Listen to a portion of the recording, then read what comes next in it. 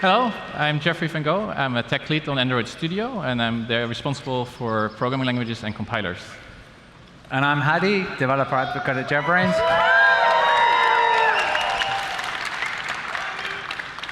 Okay, so it's been 2 years since Google announced Kotlin support for Android, and yesterday we announced that Google is going Kotlin first, so we figured we'd give you some background on this. And so, of course, we didn't start 2 years ago. We took quite some time to get things ready for Kotlin on Android, and really started about 3.5 years ago. It was a bunch of us language geeks at Google, Tor Norby, Roman Guy, me, starting to play with Kotlin and like, hey, this is actually quite nice. And of course, Android Studio is based on IntelliJ, and IntelliJ started using Kotlin in its own code base, so we started to see more and more Kotlin being used in Android Studio. And at the same time, we were getting a lot of customer feedback from our customer advisory board, surveys, and ad hoc discussions at conferences like these, that people really like Kotlin, and they really would like Google to support it, because their companies would not adopt Kotlin otherwise.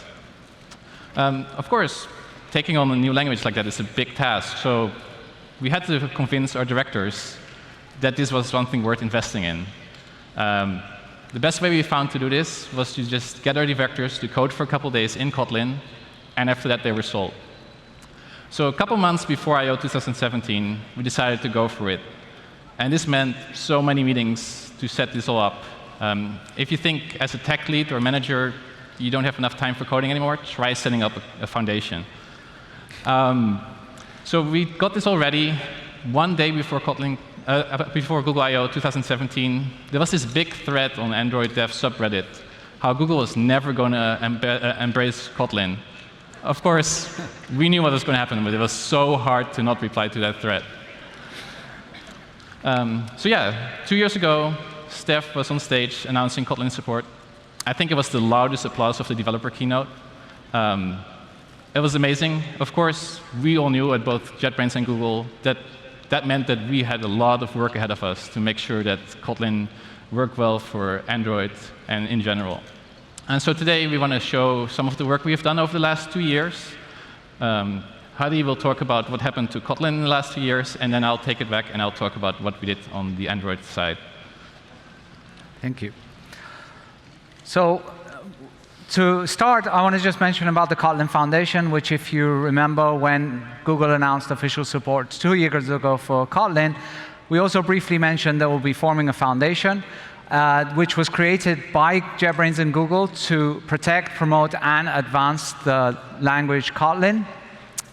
The foundation is governed by a board of directors, which are 2 representatives of JetBrains, 2 of Google, and 1 independent member. And to give you a little bit of idea on what the scope of the foundation is, one of the jobs is to appoint a language lead designer, which currently, of course, is Andrei Breslav. And there's a language committee that controls breaking changes. And it's very important here to understand that this is limited in terms of scope. So it is only about breaking changes. Kotlin continues to be developed as it is now in the open on GitHub. We still have the Keep, which is a Kotlin evolution enhancement process. But the language committee is mostly around controlling the breaking changes that might happen into the language. And also there's a trademark subcommittee that is about protecting the trademark of Kotlin and working with the community to help promote Kotlin and use Kotlin in a fair way. And if you want to find out more about the foundation, you can go to the Kotlin Lang website, where you'll have more information as well as details about how you can use Kotlin and trademarks, etc. And with that, let's switch over to the demo, and I'm going to show you some things with the language.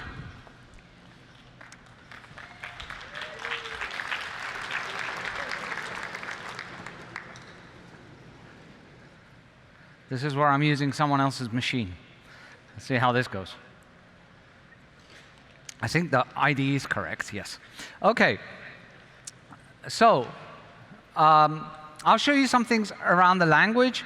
So probably the most fundamental, most important thing that we have done, which has taken a very, very long time, if you're familiar with writing a Kotlin application, you have your main entry point.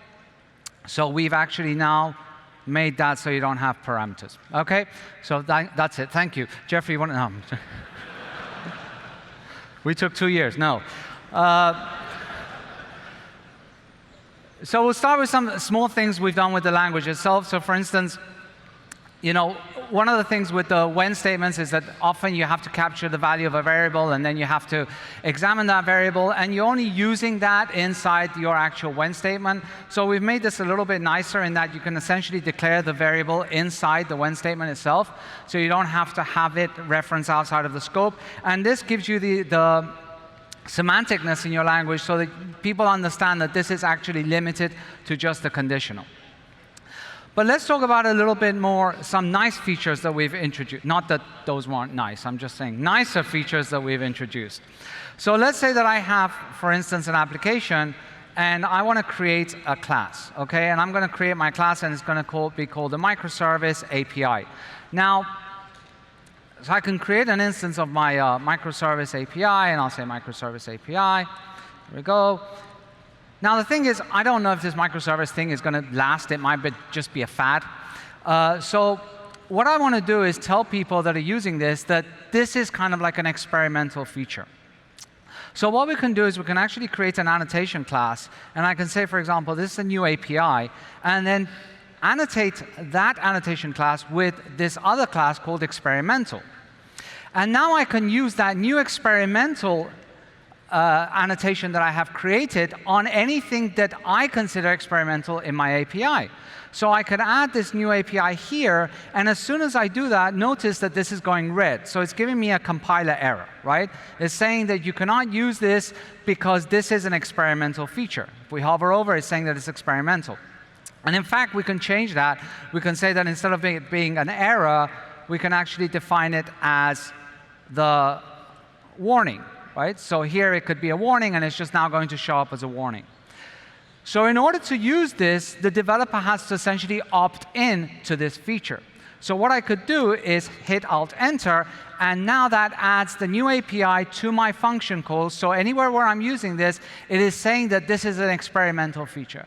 This gives people idea into you can now create APIs that could be experimental and kind of like, I'm not going to guarantee anything. If tomorrow we want to change something, it's OK. You had the warning. You did hit Alt-Enter. I saw you hit Alt-Enter. It's OK. It's your own fault. And one of the things that we've actually done with this is we've introduced this concept of contracts. So if you're familiar with a little bit code contracts, we've introduced this as an experimental feature in Kotlin as well. So let's say that I have some function that is like, for example, print length. And this is going to take a string that is nullable, and then it's going to do if string is not null, I'm going to do print line length. Now this works, and it's done a smart cast to a string, a not nullable string, because it detects that I've already found out that this is not nullable, so I can do this smart cast. But if I were to take this, and instead of doing not null, I do something like not null, and I go ahead and create my function. So let's say I create my function that is a string and not null. That's going to return a Boolean. And then I say return this is not null. You see that it doesn't have that effect, because the compiler doesn't guarantee that that is actually not nullable. So it would be really nice to kind of tell the compiler that this function complies with a certain contract.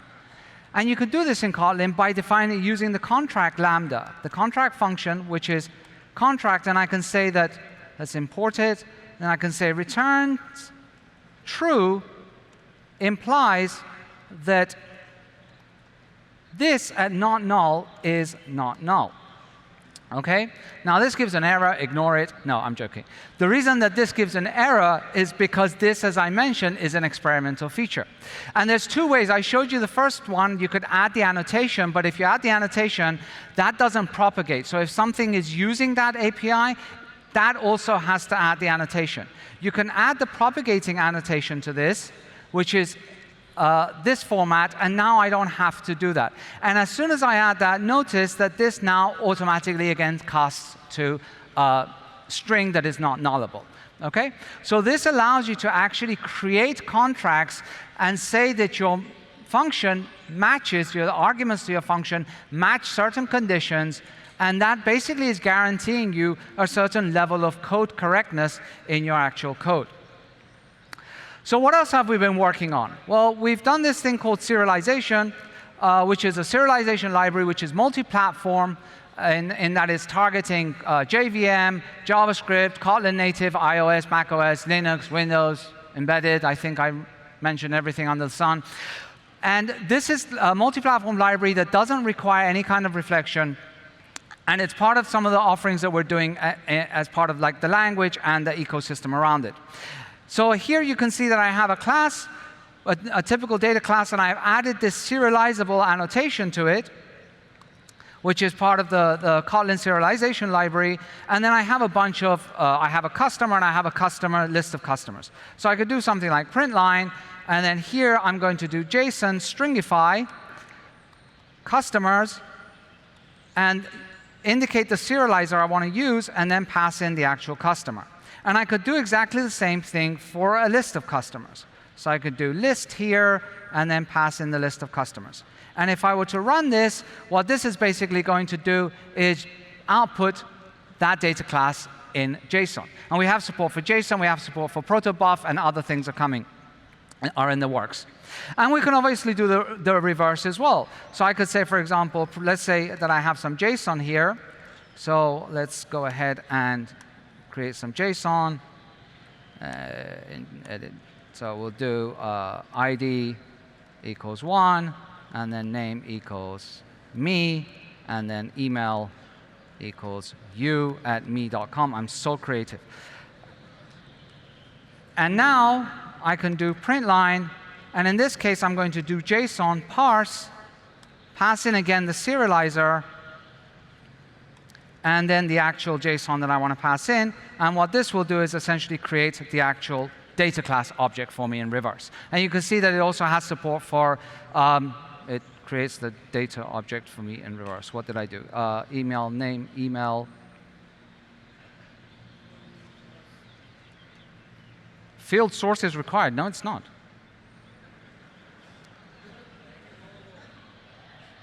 No, that should actually, right, anyway, so that was working.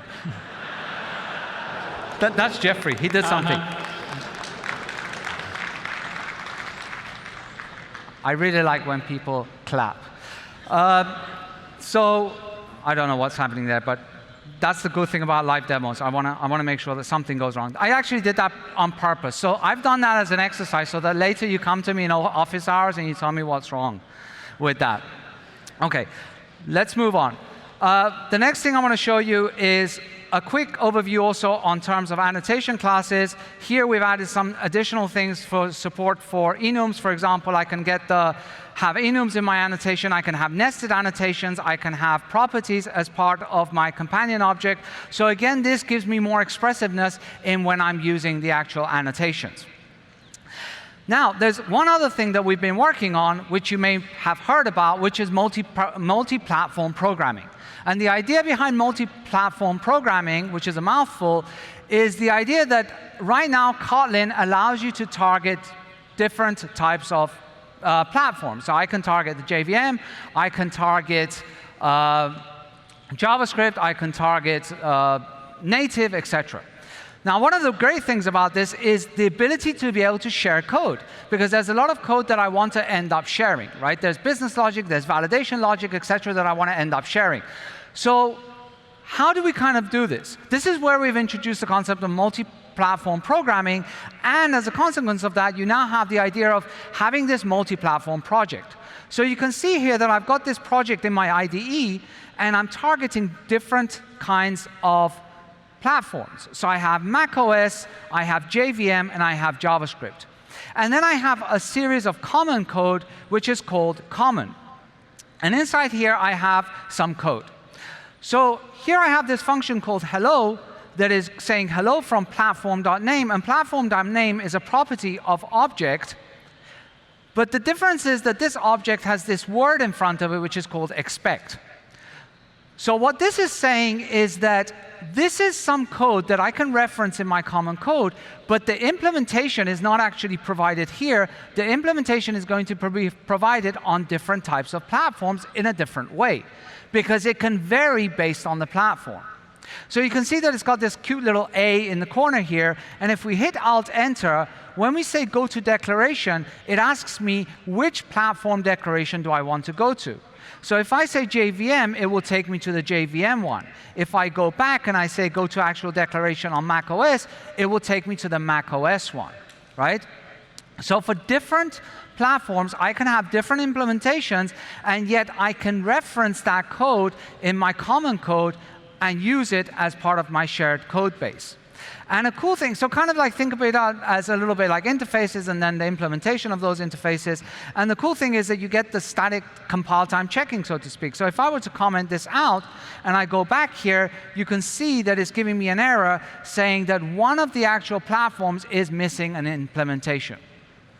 So this is allowing you to now create multi-platform projects that allow you to share common code base and then have specific implementations based on the actual target a little bit differently.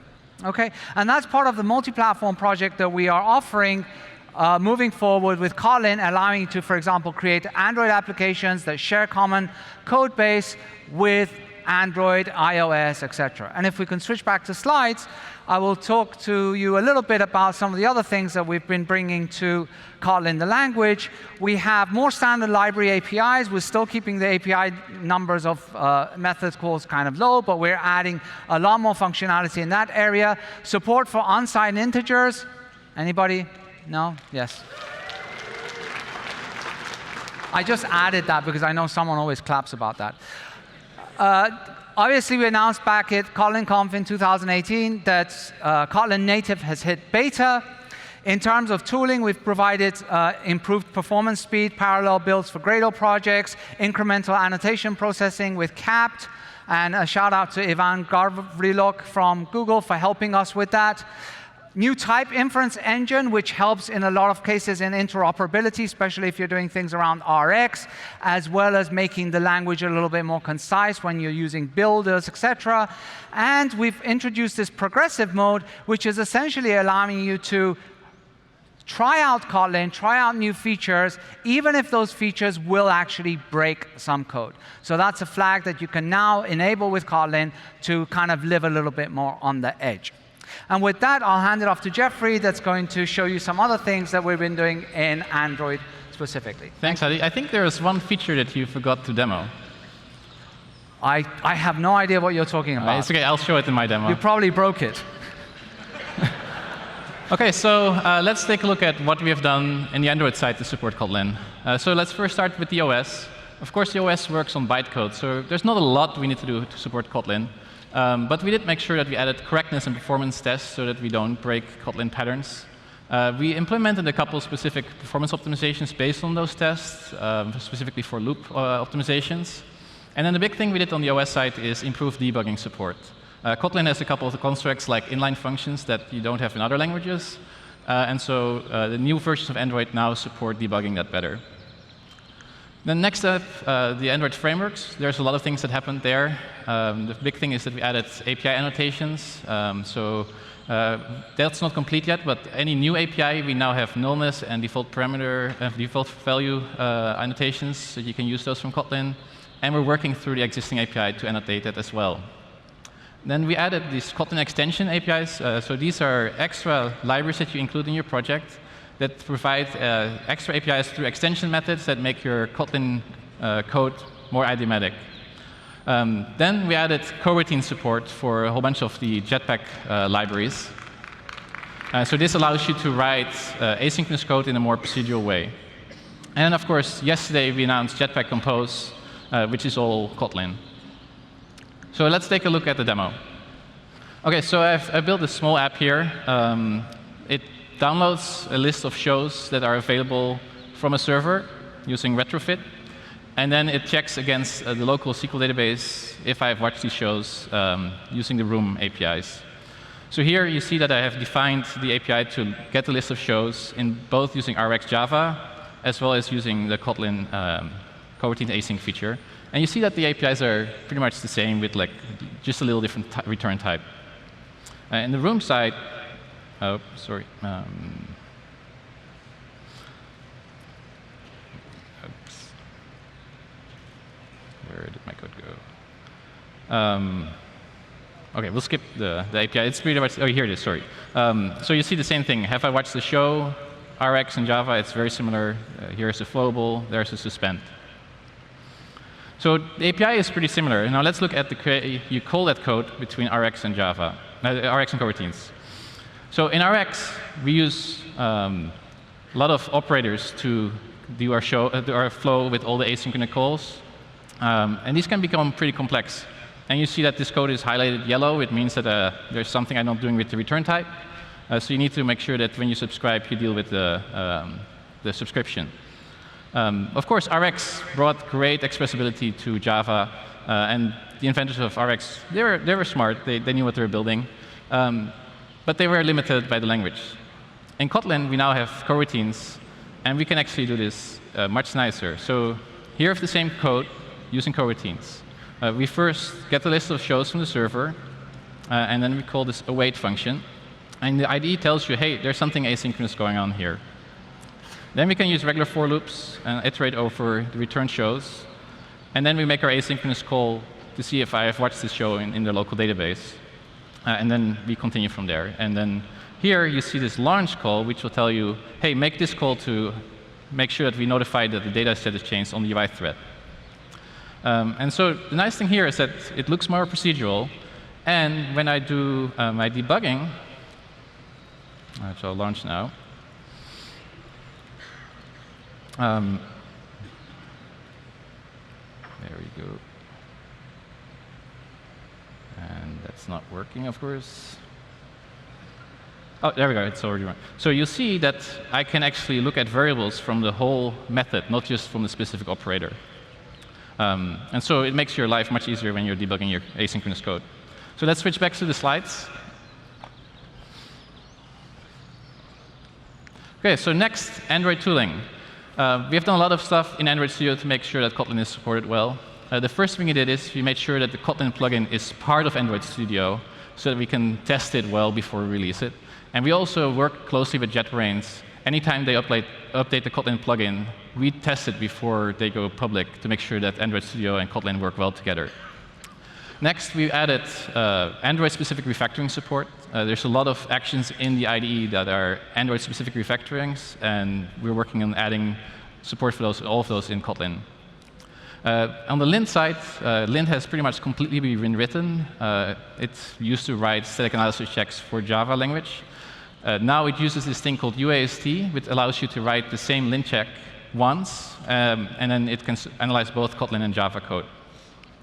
We added project templates so that when you're creating a new fragment or a new activity, you have Kotlin code right in the start. You don't have to convert that.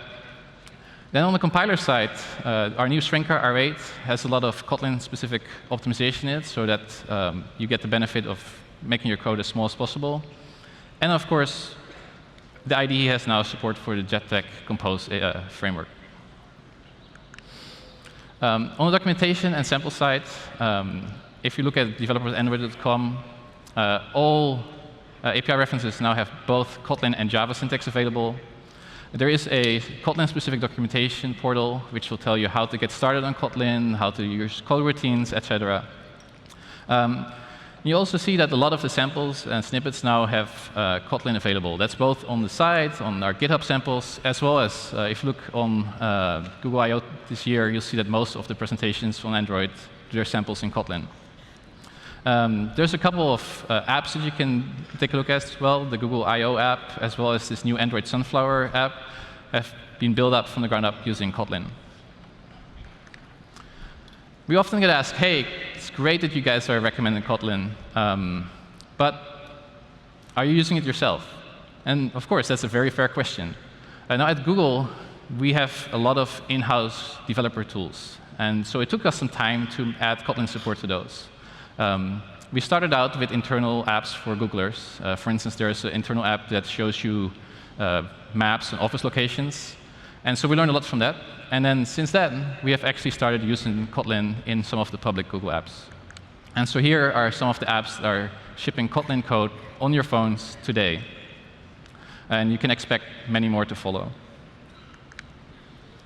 Talking about adopting Kotlin, if you look at the whole ecosystem, we've seen that in active development, and active development is apps that have had an upload to the Play Store in the last 6 months, we see that 16% of the apps are now using Kotlin.